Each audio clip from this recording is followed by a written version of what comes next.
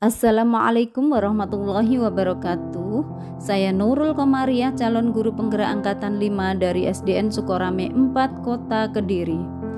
Berikut demonstrasi kontekstual yang saya lakukan.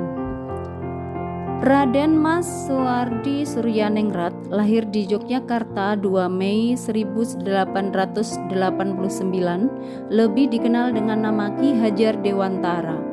Merupakan aktivis kemerdekaan Indonesia, politisi dan pelopor pendidikan bagi kaum pribumi Indonesia dari zaman penjajahan Belanda. Kiprahnya dalam mewujudkan pendidikan anak bangsa membuat hari lahirnya dijadikan Hari Pendidikan Nasional.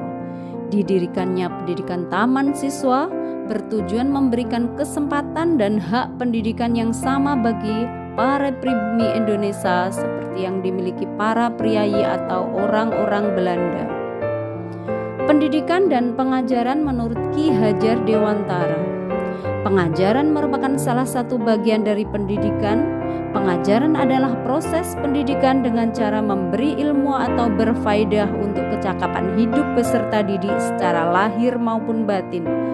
Sedangkan pendidikan adalah menuntun segala kodrat yang dimiliki peserta didik agar dapat mencapai keselamatan dan kebahagiaan yang setinggi-tingginya, baik sebagai manusia maupun sebagai anggota masyarakat. Dasar-dasar pendidikan Ki Hajar Dewantara. Yang pertama, menuntun. Guru membimbing serta mengarahkan segala kekuatan kodrat yang dimiliki anak agar dapat memperbaiki lakunya dan tumbuhnya kekuatan kodrat anak.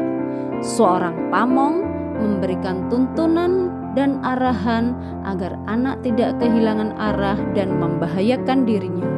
Yang kedua, kodrat alam dan kodrat zaman.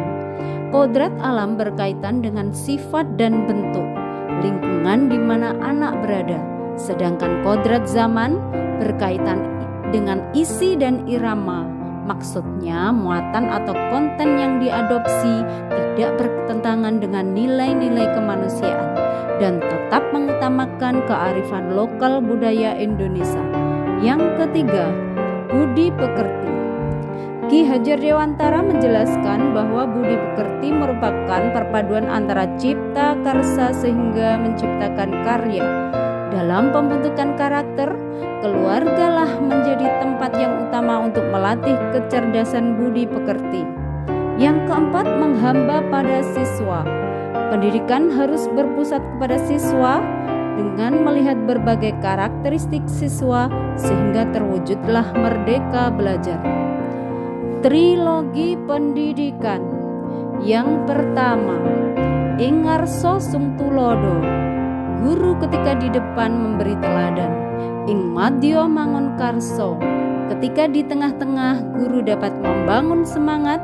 Tutwuri handayani. Ketika di belakang memberi dorongan dan motivasi kepada siswanya. Asas Trikon untuk mengembangkan sistem pendidikan. Yang pertama, continue. Artinya pengembangan yang dilakukan harus berkesinambungan, dilakukan secara terus-menerus dengan perencanaan yang baik. Yang kedua, konvergen.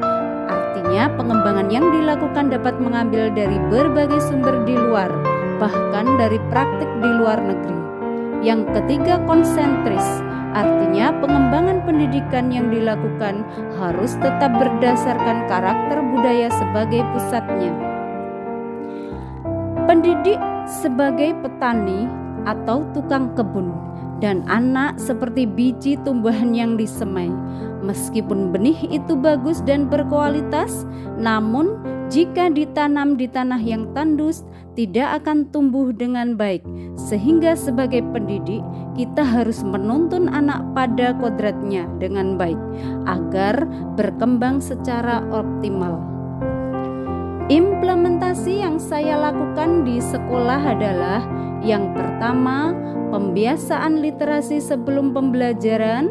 Yang kedua, aktualisasi penguatan pendidikan karakter melalui pembiasaan-pembiasaan. Yang ketiga, menciptakan lingkungan belajar menyenangkan yang mendukung berpikir kritis dan berpusat pada siswa. Yang keempat, membangun komunikasi dan kolaborasi yang baik dengan teman sejawat, kepala sekolah, orang tua, dan masyarakat. Demikianlah demonstrasi kontekstual yang saya lakukan. Assalamualaikum warahmatullahi wabarakatuh.